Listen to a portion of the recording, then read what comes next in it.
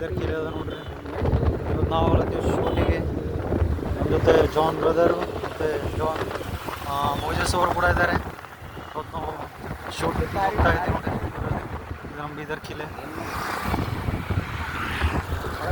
Finally guys ನಾವೀಗ ಕಿಲೆ main gate ತನಕ ಬಂದೀವಿ ನೋಡಿ.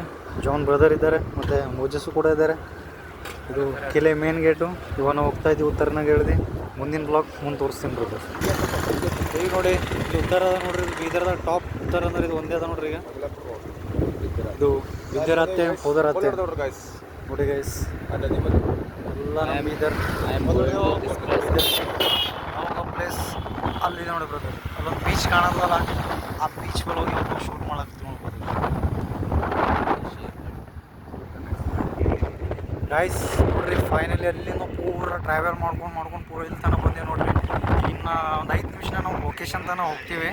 ನಾನು ಲೊಕೇಶನ್ ತನಕ ಹೋದೆ ಅಂದ್ರೆ ನಮ್ಗೆ ತೋರಿಸ್ತೀವಿ ಬ್ರದರ್ಸ್. ಅಲ್ಲಿ ಕಾಣತ್ತೆ ನೋಡ್ರಿ ನಮ್ಮ ಲೊಕೇಶನ್ ಅಲ್ಲದ.